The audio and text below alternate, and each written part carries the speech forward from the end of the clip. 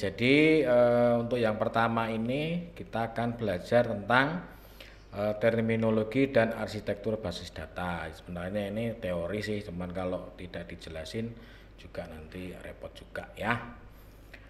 Oke, jadi kalau kita bicara sebuah database, ya, terminologinya adalah terdiri dari dua kata, yaitu basis dan data.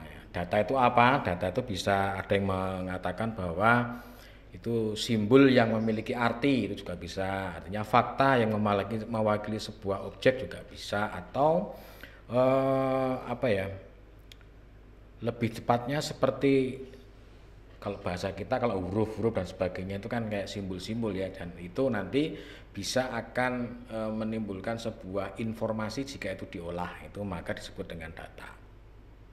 Lalu kalau basis itu apa? Basis itu diartikan sebagai markas atau gudang atau tempat berkumpul, sehingga kalau kita belajar basis data, kita bisa mengartikan bahwa basis data itu ya gudangnya data gitu ya, atau basisnya data gitu teman-teman ya. Nah, data ini bisa bermacam-macam. Ada yang berbentuk gambar, ada yang berbentuk teks, ada yang berbentuk katakanlah angka-angka dan sebagainya ya, sehingga itu nanti akan bisa diartikan jika sudah diolah ya. Artinya contohnya namanya sekarang ada data suhu. Nah, suhu itu ada menunjukkan angka 28, 30 dan sebagainya, sehingga itu nanti ketika diolah itu bisa menunjukkan sebuah tren atau mungkin sebuah apa ya, data yang bisa mewakili suhu pada suatu tempat gitu ya. Nah, seperti itu. Lalu apa sih yang kita gambarkan dalam sebuah basis data ya? Basis data itu kalau kita lihat seperti gambar ini, di sini ada semacam kayak almari gitu ya. Lalu di sini ada berkas, di sini ada map, dan di sini ada berkas. Nah, ini sama juga dengan kalau kita bicara tentang database yang ada di dalam komputer. Nah, komputer itu lemarinya itu disebut dengan disk ya. Lalu isinya ini disebut dengan file. Nah, di dalam file itu nanti ada sendiri. Nah, biasanya kalau di dalam laci ini biasanya kita sebut dengan tabel ya. Kalau yang ini disebut dengan database-nya, nanti ada tabel. Di dalam tabel ini nanti ada apa saja, disebut dengan field atau bahasanya lebih kerennya kolom ya. Jadi di dalam database itu nanti terdiri dari disk, terus terdiri dari file ya, terdiri dari tabel, dan terdiri dari field. Nah, seperti itu ya. Oke, di mute dulu ya teman-teman ya. Oke.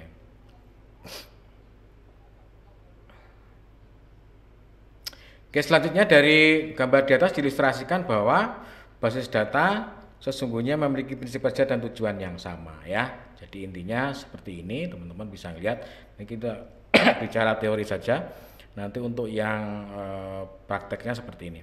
Nah, ini ada dua materi hari ini sebenarnya, tapi karena banyak teori, ini kita jelaskan secara cepat saja, teman-teman nanti bisa membaca sendiri. Oke, yang kedua adalah apa sih tujuan dari dibuatnya sebuah basis data? Ya, basis data dibangun memiliki beberapa tujuan.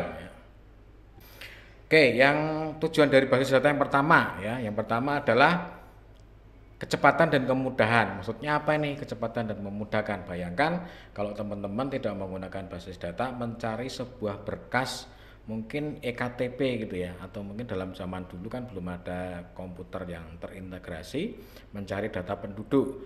Itu kalau penduduknya ada katakanlah 200 aja, kita mencari data satu orang itu membutuhkan waktu berapa lama. Saat ini dengan menggunakan teknologi digital, dia hanya tinggal mengetikkan nomor induk kepegawaian atau kependudukan, dia langsung mendapatkan data yang diinginkan atau mendapatkan data atau record sesuai dengan entitasnya ya, atau datanya itu. Yang kedua adalah efisiensi ruang penyimpanan. Nah, seperti zaman dulu kalau kita menyimpan berkas itu ya rata-rata kalau berbentuk hard copy ya atau print out, berarti kita harus menumpuk itu dalam sebuah gudang. Bayangkan kalau kita punya data ratusan ribu, nah, kalau ini kita jadikan tumpukan di dalam ruangan gudang, otomatis akan memenuhi gudang kita, sehingga bagaimana cara menyimpan dengan baik ya otomatis didigitalkan. Biasanya sekarang ada scanning ya, di-scan dalam bentuk PDF, walaupun dia beberapa lembar akhirnya menjadi sebuah satu file yang itu lebih mudah dicari dan lebih mudah untuk dikemas, artinya kita menyimpannya juga lebih mudah. Gitu ya teman-teman ya. Terus yang ketiga adalah keakuratan, akurasi. Kenapa akurasi itu menjadi nilai atau tujuan dari basis data? Ya karena human error itu lebih condong muncul ketika data itu lebih dari 100 atau lebih dari 1000 gitu ya. Nah otomatis nanti umpamanya contohnya tadi mencari data BPJS gitu aja lah ya. Datanya ada 1000 orang dan datanya ada yang menggunakan lampiran, ada yang enggak. Nah ini juga bermasalah, sehingga apa? Bisa dimungkinkan bahwa data itu bertukar atau tidak akurat, sehingga dengan menggunakan database ini diharapkan katakanlah pemodelan dan penyimpanan itu menjadi lebih mudah. Yang keempat adalah ketersediaan atau availability. Ya maksudnya apa nih?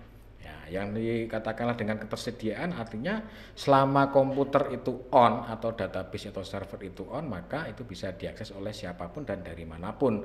Kalau kita bisa menggunakan jaringan komputer, contohnya sekarang kalau kita lihat, kita browsing di Google, itu kita tinggal mengetikkan apa, atau mungkin di YouTube kita tinggal mengetikkan video apa, otomatis ya akan muncul gitu ya. Sangat mudahnya, jadi ketersediaan availability-nya sangat tinggi. Dan kapasitas maksimum atau katakanlah apa ya, ketersediaan daripada storage itu tergantung dari besar kecilnya alat penyimpanan kita ya. Nah, kalau semakin banyak otomatis juga yang data yang disimpan juga makin banyak gitu ya. Yang kelima adalah kelengkapan. Kelembatan dalam ini bisa jadi katakanlah nanti bisa diupdate. Nah bayangkan kalau kita menggunakan berkas untuk mengupdate sesuatu, berarti kita harus ngeprint ya, kita masukkan dalam satu bundle, kita ikat lagi, kita masukkan ke dalam bundlenya lagi dan sebagainya. Nah itu yang jadi masalah, sehingga database ini menjadi hal keharusan ya. Yang selanjutnya adalah keamanan. Nah, kenapa sekarang keamanan itu menjadi isu yang penting ya, karena memang sekarang eranya adalah era digital, sehingga semuanya teropen, bahkan data-data itu bisa diambil oleh siapapun, sehingga sekarang dibutuhkan yang namanya keamanan ya. Maka muncullah ilmu baru di sini disebut dengan kriptografi atau enkripsi dan deskripsi. Fungsinya buat apa? Ketika kita sudah menggunakan jalur umum atau internet, maka otomatis data yang kita kirimkan itu tidak boleh berbentuk plain text atau berbentuk teks biasa, sehingga itu perlu ada namanya mekanisme tertentu di mana kita bisa mengamankan itu. Nah, bayangkan kalau teman-teman sekarang menggunakan m-banking dan database-nya terbuka, tidak ada keamanan, nah, rekeningnya orang bisa diambil. Nah, itu jadi masalah baru. Karena apa? Tidak ada keamanan di situ, sehingga semua orang bisa akses. Contoh konkret lagi, ketika data KTP kita bisa diambil oleh siapapun, nah itu juga bermasalah. Sekarang aja yang baru peduli lindungi aja, cuman dia muncul NIK dan itu aja sudah menjadi permasalahan tersendiri, apalagi seluruh database kita itu diambil oleh orang lain, sehingga nanti bisa digunakan atau disalahgunakan gitu ya. Oke, lalu yang selanjutnya adalah kebersamaan pemakaian atau shareability. Lah, contohnya begini, ketika Anda menggunakan piranti seperti YouTube ya, itu kan juga ada database-nya. Video Anda upload, maka Anda bisa berbagi pada orang lain dengan metode shareability tadi. Dia berarti posisinya di share atau di publish ya, sehingga siapapun bisa mengelola itu.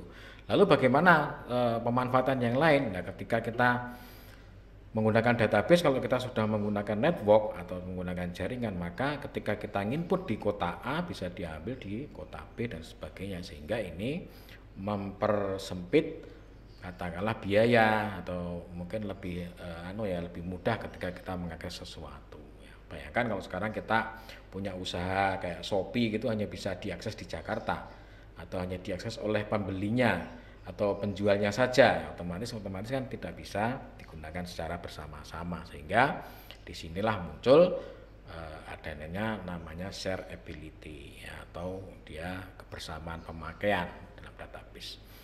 Lalu apa sih yang ada di operasi dasar dalam database? Ya, kita biasanya menyingkat itu rata-rata disebut dengan ada yang bilang CRUD atau create, update, delete, terus itu ya, ada CRUD. Sehingga di situ nanti ada dua bahasa di dalam ketika nanti kita mengimplementasikan dalam sebuah database. Nanti ada namanya data control language, nanti kita bicara sudah masuk ke dalam materi SQL ya, nanti ada di situ. Jadi pada intinya sebenarnya operasi itu cuma ada CRUD itu aja, create ya. Ketika C itu adalah create, R itu adalah request, artinya kita mengambil kembali data itu. Jadi tujuan dari database adalah kita bisa menginput dengan mudah, mengambil dengan mudah, mengupdate dengan mudah, CRUD ya, berarti untuk ada update, lalu bisa menghapus dengan mudah ya. Bagaimana caranya? Ya harus dengan mekanisme-mekanisme tertentu sehingga nanti database yang baik itu nanti akan menjadi tolak ukur kita dalam membuat sebuah desain database. Jadi nanti ada keilmuan sendiri di dalam di sini, nanti kita akan belajar tentang bagaimana mendesain sebuah database yang baik. Nanti ada metode-metodenya. Nanti contohnya adalah metode, ada yang menyebut ER model ya, ada yang menyebut nanti normalisasi dan sebagainya, sehingga database-database yang kita buat itu nanti memiliki kinerja yang bagus dan tidak melanggar aturan-aturan dalam sebuah database. Ya. Jadi tadi CRUD itu terdiri dari create, retrieve atau dia nge-get gitu yang ngambil, lalu D itu adalah drop, lalu di situ tadi nanti ada update. Ya, kalau teman-teman nanti mendengar istilah CRUD itu berarti teman-teman nanti membuat aplikasi yang bisa meng-create, meng-drop, menghapus atau menghapus, mengupdate dan men-select atau artinya meretrieve kembali gitu ya, teman-teman.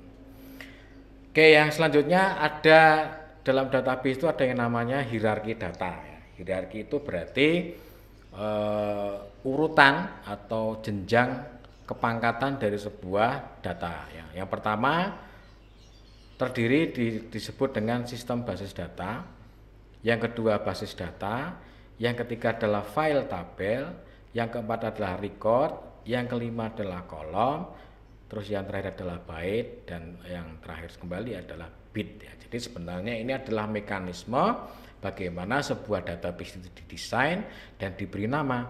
Jadi yang pertama ini adalah sistem basis data itu nanti aplikasi yang memanajemen database data kita. Contohnya kalau nanti yang kita gunakan bisa menggunakan MySQL atau menggunakan PostgreSQL atau yang menggunakan Oracle, itu adalah sistem basis datanya ya.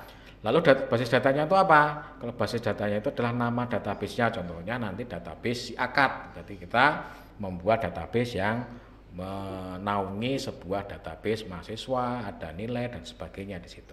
Lalu di situ ada tabel. Nah, tabel itu nanti mewakili sebuah entitas biasanya. Contoh, tabel mahasiswa, tabel kurikulum, tabel mata kuliah dan sebagainya. Lalu record itu adalah isi dari tabel itu yang berisi nanti data masing-masing katakanlah entitas yang diwakili. Contohnya kalau kita menyimpan data mahasiswa berarti di sini nanti ada data mahasiswa 1, mahasiswa 2, mahasiswa 3 dan sebagainya. Lalu kalau field atau kolom itu berarti adalah atribut dari record ini tadi. Contohnya namanya di situ ada name, ada nama, ada tanggal lahir ya, ada alamat dan sebagainya, itu disebut dengan field atau column. Lalu kalau byte ini adalah metode menyimpannya, nanti jadinya di dalam sebuah komputer itu semua disimpan dalam bentuk byte dan bit ya. Bedanya apa? Byte sama bit. Kalau bit itu adalah ukuran terkecil dari penyimpanan, dia isinya cuma 1 dan 0, tapi kalau byte itu berisi 8 bit, sehingga dia satu karakter disimpan ke dalam sebuah database itu mewakili 1 byte. Jadi contohnya gini, contohnya kita menyimpan huruf G, itu berarti kita membutuhkan sebuah space di dalam komputer itu 8 atau 1 byte 8 bit gitu ya teman-teman ya. Jadi kalau kita menulis sebuah kata-kata gambar itu berarti kita membutuhkan berapa byte dalam komputer, ya tinggal ini jumlah karakternya dikalikan dengan 8, maka butuhnya adalah berapa bit gitu teman-teman ya, seperti itu. Nih jadi seperti ini, tadi kalau kita lihat di dalam penjelasannya tadi seperti ini, basis data dan sebagainya sudah saya jelaskan di atas bahwa yang pertama adalah sistem basis data itu adalah aplikasinya, basis data itu adalah nama database, file tabel itu adalah nama tabel-tabel yang dibutuhkan atau entitas. Yang kelima, record itu adalah isinya dari tabel itu mewakili entitas yang diwakili oleh tabel itu. Contohnya di situ ada mahasiswa 1, mahasiswa 2 dan sebagainya. Lalu field column itu adalah nama-nama atribut ya dalam sebuah kolom itu. Oke, selanjutnya di sini kita akan mengenal yang namanya konsep DBMS. Apa sih konsep DBMS itu? DBMS itu adalah Database Management System. Kenapa kita bicara Database Management System? Karena saat ini semua database itu rata-rata menggunakan Database Management System. Kita bicara di mana Database Management System itu? Kita bicara di sini, di level sistem basis data ya. Jadi belum masuk ke sini. Aplikasinya apa yang digunakan ya banyak, nanti contohnya di sini ada Microsoft SQL Server, ada MySQL ya, ada Oracle, ada Access dan lain-lain. Nah, nanti teman-teman tinggal mana yang lebih suka. Tapi kalau kita nanti di praktikumnya kita menggunakan MySQL. Kenapa kita menggunakan MySQL? Satu, alasannya adalah open source, itu gratis, tidak berbayar dan bisa di-download dengan mudah, diinstalasi juga dengan mudah. Di pertemuan pertama kemarin sudah Bapak kasih link untuk mendownload aplikasi XAMPP Server sehingga nanti teman-teman diharapkan sudah menginstal itu gitu ya. Oke.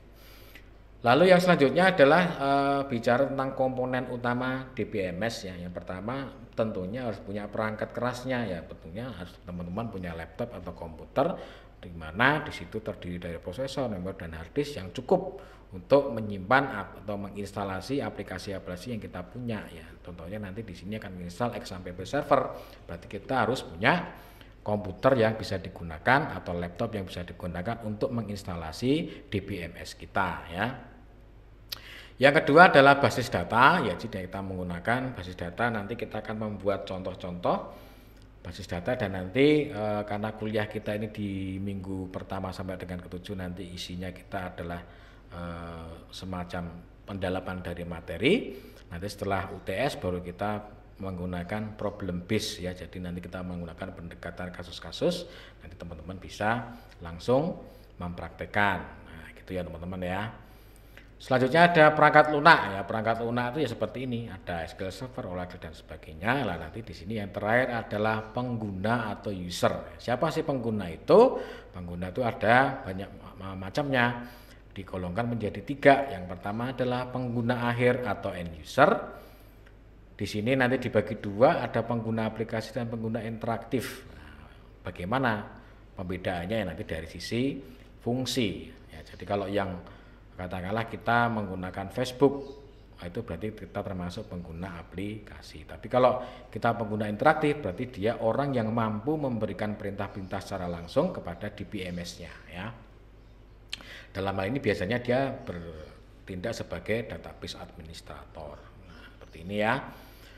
Lalu siapa lagi? Ada pemrogram atau aplikasi programmer. Terus yang ketiga ada administrator database atau DBA. Sehingga nanti ini administrator database itu merupakan sebuah jenjang karir tersendiri bagi teman-teman yang ahli di bidang database. Itu nanti ada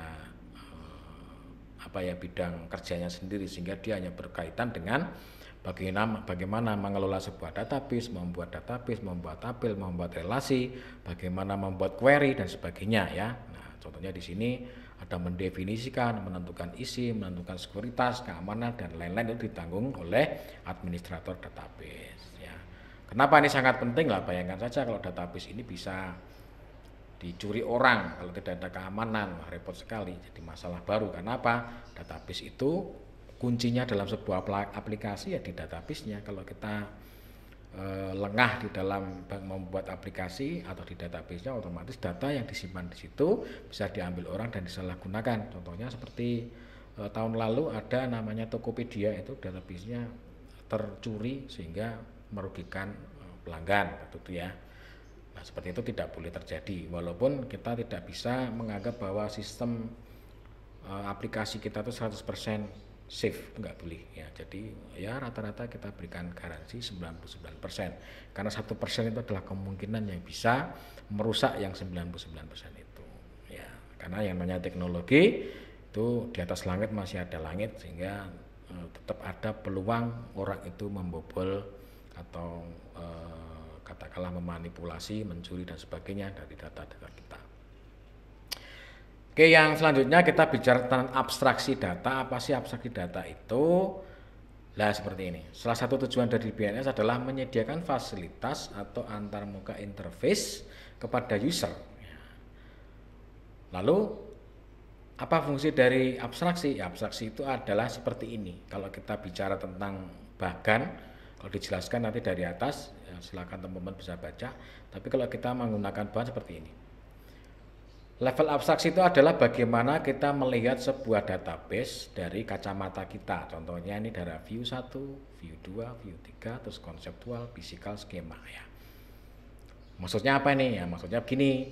Ketika teman-teman kita menggunakan sebuah aplikasi database, ini teman-teman bertindak sebagai view 1, view 2, view 3. Mungkin yang ini dia hanya bisa select, yang ini bisa menghapus, yang ini bisa menginsert. Nah, terus dia dimasukkan dalam konseptual skema. Konseptual skema itu adalah sesuatu secara logikal yang mewakili sebuah entitas. Ya, contohnya gini, ada mahasiswa namanya Pepep, berarti yang dimasukkan bukan Pepepnya, tetapi entitas yang mewakili Pepep itu apa sih? Ya, berarti dia ada NIM-nya, ada namanya, ada tanggal lahirnya, ada alamatnya, itu disebut dengan konseptual skema.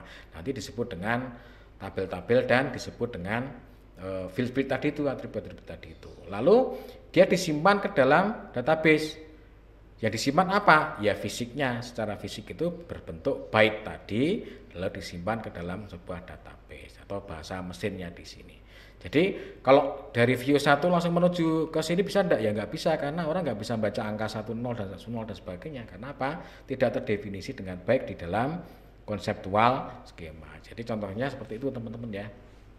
Jadi bagaimana kita memasukkan sebuah database, ya yang dimasukkan adalah nilai-nilai yang bisa mewakili dari entitas yang kita masukkan. Kalau mata kuliah berarti kita memasukkan kode mata kuliah, memasukkan SKS-nya, memasukkan mata kuliahnya dan sebagainya, itu disebut dengan konseptual skema ya. Seperti ini kalau kita lihat di penjelasannya ya. Level fisik adalah lapisan terendah, menjelaskan bagaimana sesungguhnya data itu disimpan. Nah, ini nanti contohnya bagaimana. Nah, seperti kalau kita nyimpan di dalam menggunakan byte dan bit tadi, itu sebenarnya yang disimpan itu adalah itu ya. Karena komputer itu hanya mengenal sinyal 1 dan 0 saja. Tetapi dengan mekanisme tertentu itu menjadi sebuah data karena sudah terolah atau sudah memiliki konseptual skema dan memiliki physical skema ya. Level logik seperti ini. Level penampakan adalah seperti ini ya teman-teman ya. Nanti kita bisa membandingkan cara memandang sebuah database itu ada 3, secara fisik, secara logik, dan secara penampakan atau view level ya. Nanti saya jelaskan bahwa contohnya kalau di dalam view level misalnya bagian keuangan itu hanya bisa membutuhkan data keuangan saja. Kalau bagian akunting atau bagian penjualan dia hanya bisa melihat bagian penjualan saja, itu disebut dengan view level. Konseptual itu berarti dia bicara bagaimana data itu diterjemahkan ke dalam sebuah tabel atau sebuah atribut ya di situ, teman-teman ya. Oke. Selanjutnya sebagai gambaran dalam hal kita membuat sebuah database, yang pertama adalah kita membuat yang namanya konseptual. Ini tadi ya, konseptual skema, bagaimana kita membuat entitas itu bisa diwakili oleh sebuah record. Nah, contohnya ini, kita mau membuat sebuah record bernama pegawai. Nah, pegawai itu apa yang disimpan? Berarti dia ada nama, ada alamat, ada bagian, ada gajinya berapa, dan itu berbentuk dengan record. Ini bahasanya kita adalah bahasa menerjemahkan sebuah entitas. Nah, nanti kalau kita menggunakan implementasi dalam database ini penting ya, itu disebut dengan atributnya. Nama itu dia harus bertipe string, karena dia angka kan tidak mungkin. Alamat harus bertipe string, bagian juga string. Kalau gaji boleh nggak string? Ya jangan, karena apa? Kan bisa dijumlahkan, maka dia harus menggunakan long integer. Nah, nanti kita di sini banyak sekali tipe-tipe data atau tipe-tipe kolom. Nah, nanti kita bisa praktekkan langsung menggunakan MySQL-nya ya. Tapi pada prinsipnya dalam pendefinisian ini tergantung dari apa yang akan kita simpan, intinya itu aja. Kalau nomor telepon kira-kira menggunakan apa? Ya, kalau nomor telepon itu rata-rata tetap menggunakan string. Karena apa? Di depan koma, di depan sendiri kadang-kadang menggunakan nol. Nah, kalau nol itu dia dianggap sebagai integer, tidak dianggap. Oke teman-teman ya, gitu. Oke, selanjutnya pada contoh ini record berisi 4 buah. Oke lah. Terus selanjutnya di model basis data. Model basis data adalah suatu konsep terintegrasi dalam menggambarkan hubungan atau relationship antar data dan batasan-batasan atau constraint data dalam sistem database. Apa sih constraint itu? Constraint itu kadang-kadang orang mengatakan isinya atau isi dari tabel yang akan kita simpan. Ya, contohnya di sini. Ada beberapa model database hierarkinya. Yang pertama adalah model hierarki pohon. Nah, seperti ini ya. Model database di sini ada dosen, ada pengantar basis data, dia megang mahasiswa yang mengambil adalah Rudi, Asti, Dina dan sebagainya. Nah, ini seperti ini. Ini model database hierarki. Lalu ada juga yang berbentuk network. Nah, seperti ini teman-teman. Di sini ada dosen, di sini ada ini, dan Dina juga mengambil pemrograman, edit dan sebagainya. Lah, yang kita gunakan nanti itu adalah yang model network atau biasanya orang lebih kenal dengan relational database system ya, seperti ini. Nah, nanti ada model database relasi.